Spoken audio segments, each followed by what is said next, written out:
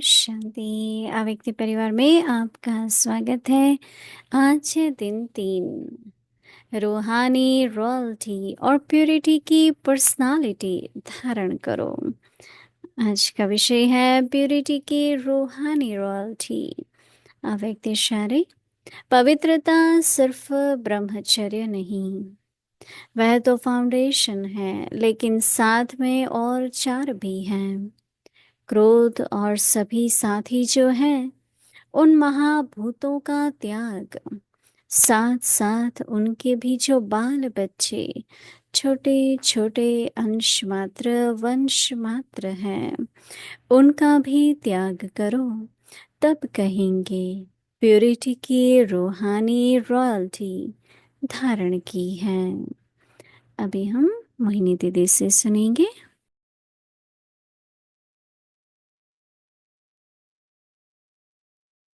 ओम शांति। सभी मौज में हो। मैं सोच रही थी बाबा ज्ञान का सागर है, तो हमें संगम युग पर सारा दिन ज्ञान की लहरों में लहराना चाहिए।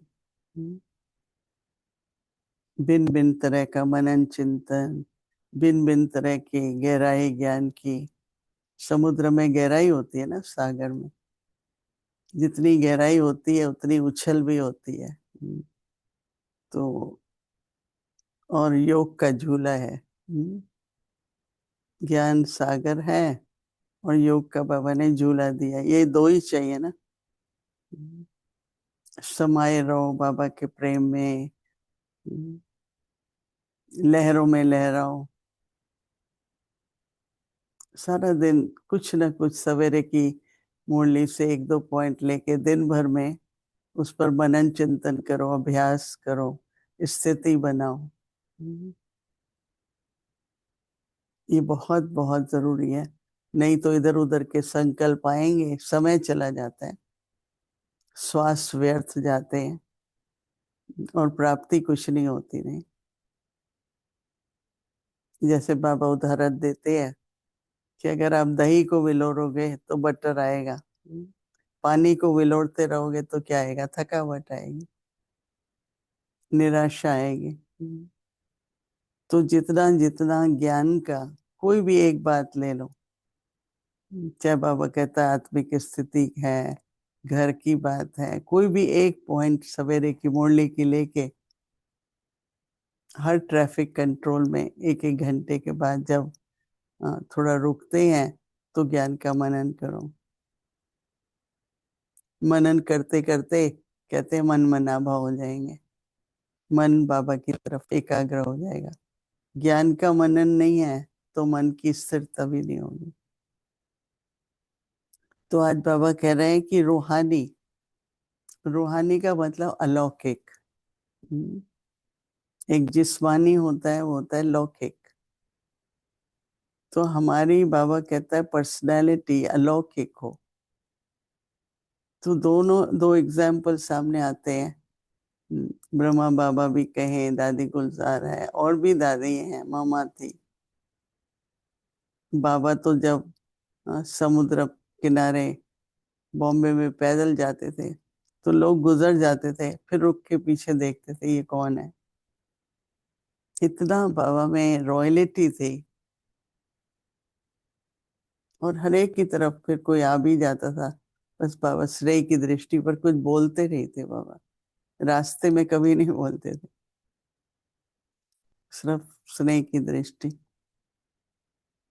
तो अगर हम देखते हैं कि कितनी रॉयलिटी थी हमारे ब्रह्मा बाबा में, उनका तो फिर लौकिक में भी व्यापार था, बहुत बड़ा परिवार था। गायत्री बहन बता रही थी कि वो जब कराची में गई तो बाबा का घर देखने गए। फिर बाबा की जो निमल शांता दादी जिस फैमिली थी, वो घर वो भी पास में ही था।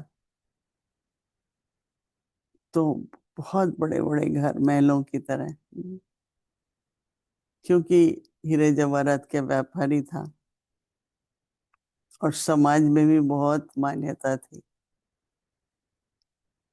तो हम सबको एक ब्रह्मा बाबा, या फिर अगर हम देवी देवताओं को देखें, बाबा लक्ष्मी नारायण का उदाहरण देते हैं कि आप उनको देखो, उनकी आंखें एकदम स्थिर, चेहरा मुस्कुराता हुआ, सदा संपन्न और संतुष्ट, सर्व प्राप्ति स्वरूप।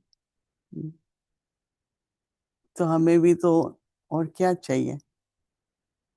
जिस तरह की बाबा ने जीवन दी है, आज लौकिक में लोग एक चिंता दूसरी चिंता, एक परिस्थिति दूसरी, पर हम बाबा के बच्चों के लिए तो सब बहुत सरल है, सहज है, सब प्राप्त है।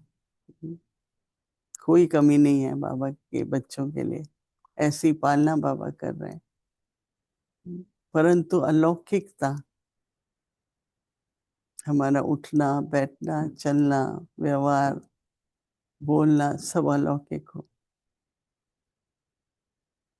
तो अभी थोड़ा समय रहता है, कर लो ये पुरुषार्थ अच्छी तरह। इतने समय का त्याग तपस्या, तो अभी संपन्न बन लेना चाहिए। इतना त्याग तपस्या करके भी अगर अंत में अलौकिक नहीं बने,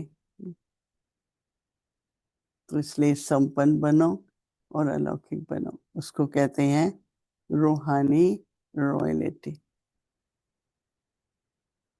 पवित्रता सिर्फ ब्रह्मचर्य नहीं है, वह तो फाउंडेशन है, लेकिन स्वयं में और भी जो चार हैं, तो पांच विकार कहते हैं ना, काम क्रोध लोभ मोह और अहंकार।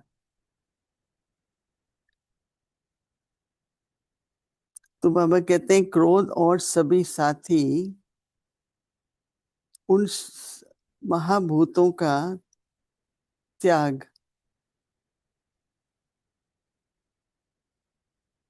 क्योंकि अहंकार भी अच्छा रूप नहीं लेता, क्रोध भी अच्छा रूप नहीं लेता। मोह होता है तो बाबा उनको तो कई बंदर देता है। और लोभ तो होना ही नहीं चाहिए किसी भी चीज का।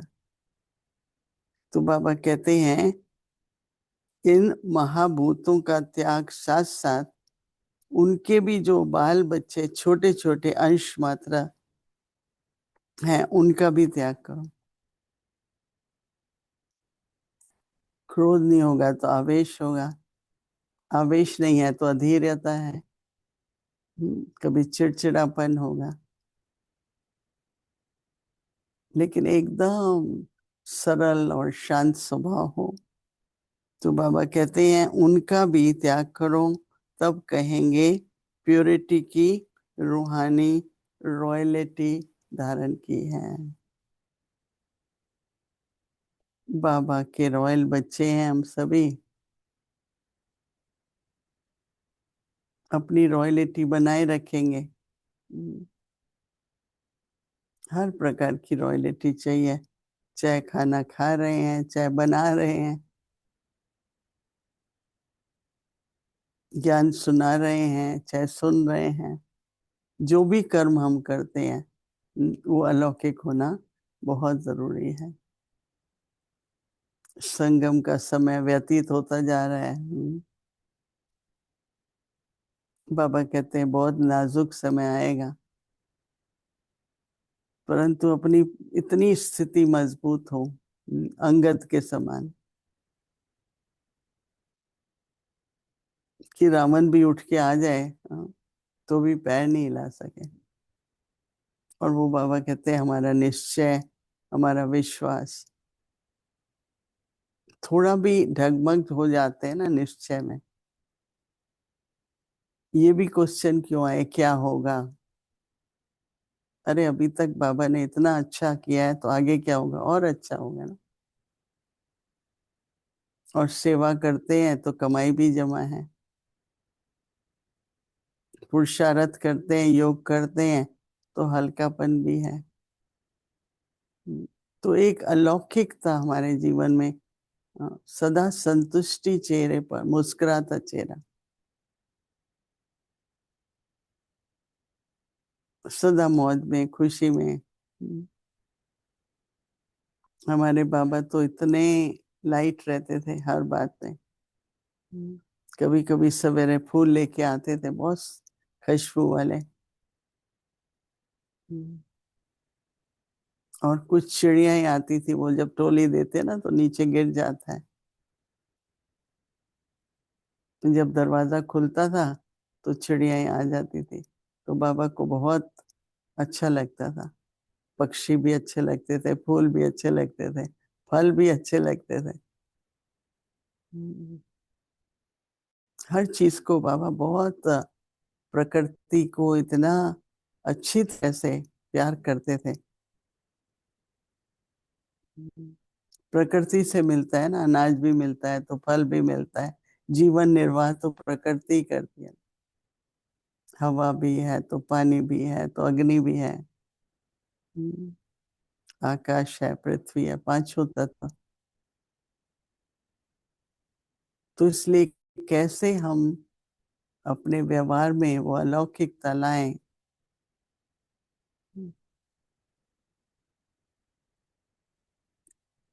दादी थी, कुछ भी नहीं था तो भी कभी किससे कुछ मांगा नहीं।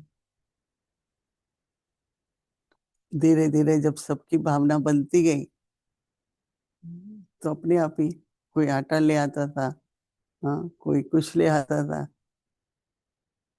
बना लेते थे। रोटी बना ली, थोड़े से दो चार आलू बना लिए।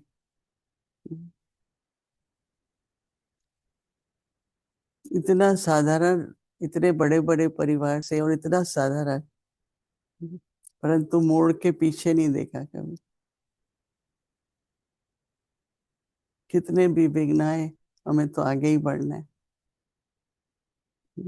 कहते ना, जब निकल ही पड़े यात्रा पर तो लौटने का संकल्प क्यों।